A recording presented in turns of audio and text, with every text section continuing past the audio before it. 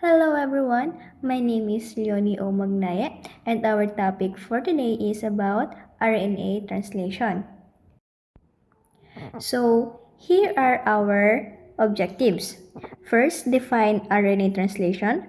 Second, identify the three main types of RNA translation, which is the initiation, elongation, and the termination. The last one is explain the basic process of how mRNA, tRNA, and ribosomes and amino acids work together to form a protein. What is RNA translation? So, ano nga daw po yung RNA translation? So, it is the process of using the information in mRNA to make a protein.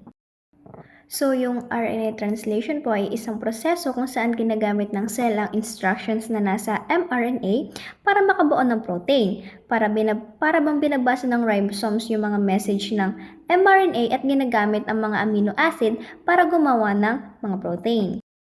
So, there are three main types of RNA translation, which is the initiation, elongation, and the termination. So, iisa-isahin po natin yung tatlong yun. The first one is the initiation. Initiation means the beginning of the process. So, yung process niya po is, the first process, the mRNA attaches to the ribosome. Second, the ribosome finds the start codon. Third, the tRNA with the matching anticodon attaches to the mRNA. Ang initiation ay ang pagsisimula ng RNA translation. Kumbaga, siya yung pinakang start.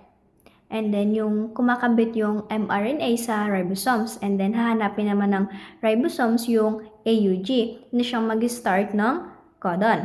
So, pagkatapos nun, kakabit naman ang tamang tRNA. Next is the elongation.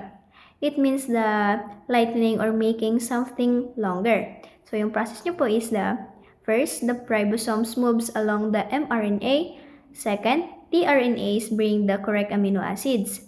Third, the amino acids join together. Fourth, the last one is the chain of amino acids becomes longer.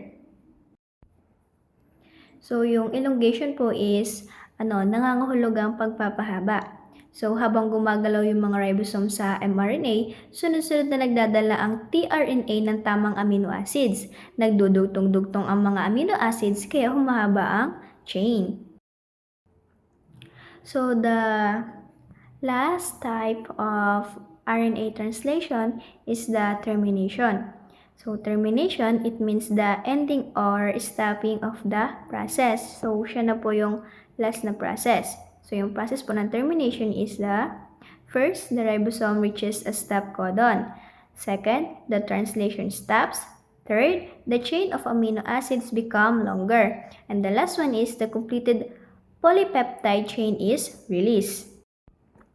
So, yung termination po is siya na yung pagtatapos ng proseso or ng process. So, kapag nakita ng ribosomes ang stop codon, ihinto na ang translation. Pagkatapos, ilalabas naman ang nabuo ng polypeptide chain.